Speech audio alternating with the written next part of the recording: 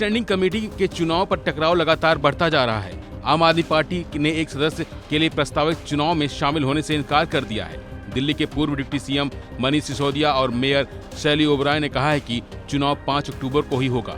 आज चुनाव के लिए जारी किया गया आदेश अवैध है। उन्होंने कहा कि सदन की अध्यक्षता कोई अधिकारी नहीं कर सकता है। वहीं इस मामले में दिल्ली की मेयर शैली ओबराय ने कहना है कि गुरुवार रात एलजी के आदेश पर एमसीडी कमिश्नर ने जो आदेश जारी किया है कि दोपहर 1 बजे स्टैंडिंग कमेटी के सदस्य का चुनाव होगा, यह आदेश गैर कानूनी और असंवैधानिक है। एलजी को सदन के कामकाज में दखल देने का कोई अधिकार नहीं है। साथ ही शैली ओबराय ने कहा कि कानूनी तौर पर चुनाव 5 अक्टूबर को ही हो सकते हैं। कल रात को जो कमिश्नर द्वारा एक ऑर्डर जारी किया गया एलजी के निर्देश पे कि आज 1 बजे जो है स्टैंडिंग कमेटी के 6ठे मेंबर का चुनाव होगा। अगर हम डीएमसी एक्ट की बात करें, एमसीडी के हमारे रूल्स एंड रेगुलेशंस की बात करें, तो वो ऑर्डर पूरी तरह से इलीगल है, अनकॉन्स्टिट्यूशनल है। डीएमसी एक्ट की रेगुलेशंस की धज्जियां उड़ाई गई है। अगर आप डीएमसी एक्ट का सेक्शन 74 पढ़िए, 76 पढ़िए, रेगुलेशन 23 पढ़िए, तो किसी भी प्रकार का जो एलजी के पास पावर नहीं है कि हाउस की मीटिंग के इंटरफेयर कर पाए। तो आज जो चुनाव होने वाला है हमारी नजर में पूरी तरह से इलीगल है। कल जब सदन 2 बार 3 बार एडजर्न किया और भारतीय जनता पार्टी ने उसी प्रकार से कल भी खलल डाली, कल भी जो इलेक्शन प्रोसीजर को है, जो पहले दिन से बाधा डालने की कोशिश की, वो कल भी जारी रही। कल मजबूरन मुझे सदन 5 तारीख तक स्थगित करना पड़ा। अगर हम लॉ की बात करें, एक्ट की बात करें, कानून की बात करें, तो जो लीगल चुनाव है वो 5 तारीख को ही होगा।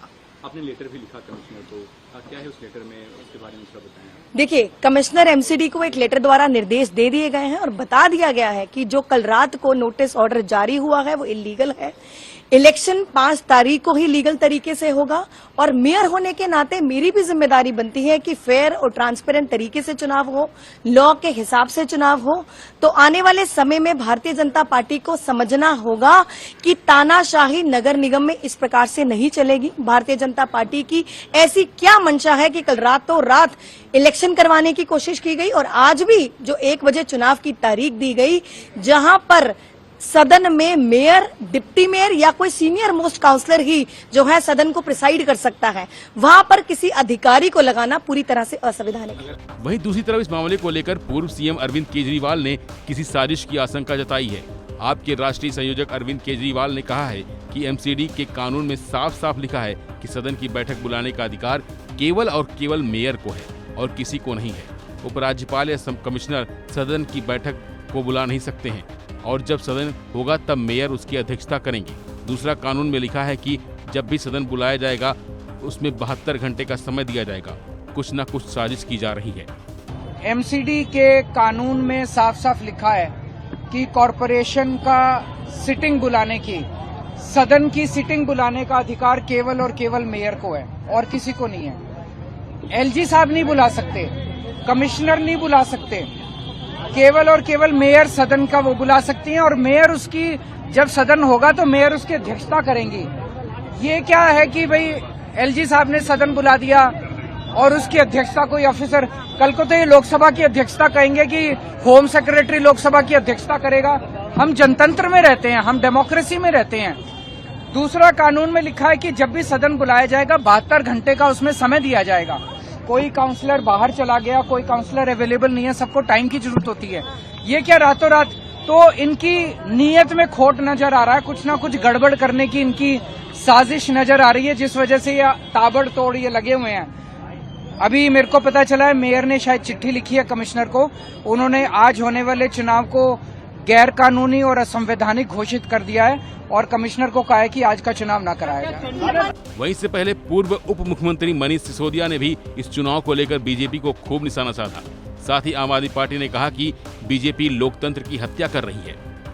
सबको नमस्कार। मैंने कल रात भी बात रखी थी कि किस तरह से नरेंद्र मोदी जी के निर्देश पर, उनके मार्गदर्शन में चलते हुए भारतीय जनता पार्टी पूरी तरह से लोकतंत्र को तार तार कर रही है और रोज़ाना नित नए कारनामे लोकतंत्र की हत्या के, संविधान की हत्या के, भारत की आत्मा की हत्या के रोज़ नए कारनामे भारतीय जनता पार्टी द्वारा किए जा रहे हैं।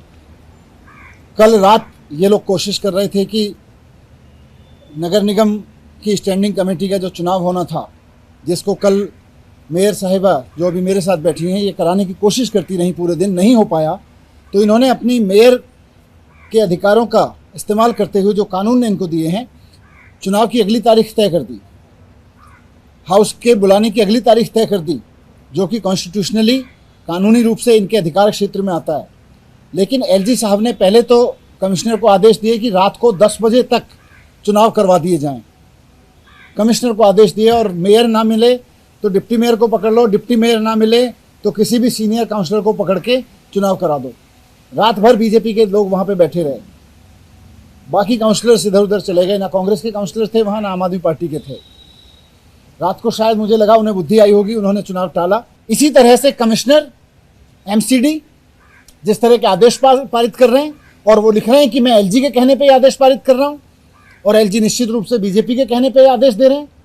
संविधान की इज्जत तार तार कर रहे हैं, कानून की इज्जत तार तार कर रहे हैं। कैसे किसी चुने हुए हाउस की मीटिंग किसी अधिकारी की अध्यक्षता में बुलाई जा सकती है? ये आज तक देश के इतिहास में नहीं हुआ, दुनिया में कहीं नहीं हुआ।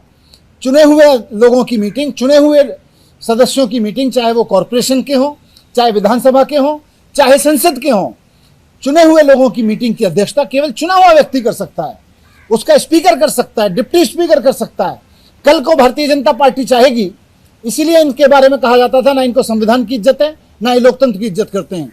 क्योंकि कल को अगर भारतीय जनता पार्टी चाहेगी तो क्या किसी विधानसभा की मीटिंग अगर स्पीकर अवेलेबल ना हो, या स्पीकर ने किसी और तारीख को मीटिंग बुला रखी हो, तो स्पीकर की अध्यक्षता की जगह किसी एडिशनल सेक्रेटरी की अध्यक्षता में विधानसभा की मीटिंग करवाई जा सकती है। दरअसल उपराज्यपाल वीके सक्सेना ने दिल्ली नगर निगम अधिनियम की धारा 487 का हवाला देते हुए स्टैंडिंग कमेटी के सदस्य का चुनाव गुरुवार रात में ही करवाने का आदेश दिया था। उपराज्यपाल ने धारा 487 का उपयोग करते हुए कहा कि मेयर की बैठक की अध्यक्षता करें। अगर मेयर चुनाव के लिए राजी नहीं होती हैं तो डिप्टी मेयर अध्यक्षता करें। यदि वह भी चुनाव कराने के लिए तैयार नहीं होती हैं तो सीनियर काउंसलर बैठक की अध्यक्षता करेंगे। एलजी ने इसके साथ ही रात 10 बजे तक रिपोर्ट की तलब की थी। हालांकि इसके बाद दिल्ली नगर निगम की ओर से बयान जारी कर चुनाव स्थगित होने की बात कही गई है और अब राज्यपाल के इसी आदेश को लेकर पूरा बवाल मचा हुआ है। वहीं एमसीडी हाउस में स्थिति की बात करें तो यहाँ हालात लगातार बदल रहे हैं। दरअसल आम आदमी पार्टी के 3 पार्षदों ने पाला बदलते हुए बीजेपी के खेमे में चले गए थे। दरअसल एमसीडी में कुल 250 सदस्य हैं। 3 सदस्यों के पाला बदलने के बाद अब आम आदमी पार्टी ने सदन में अपना बहुमत खो दिया है। अब आपके पास कुल 125 पार्षद ही बचे हैं। इससे पहले आम आदमी पार्टी के 5 सदस्यों ने आप छोड़कर भाजपा में शामिल हुए थे। बाद में इनमें से एक वापस आम आदमी पार्टी में चले गए। यानी कुल मिलाकर एमसीडी में आपकी हालत ठीक नहीं है और यही वजह है कि एक एक सीट बेहद महत्वपूर्ण है। फिलहाल के लिए बस इतना ही। बाकी अपडेट के लिए बने रहिए वन इंडिया हिंदी के साथ।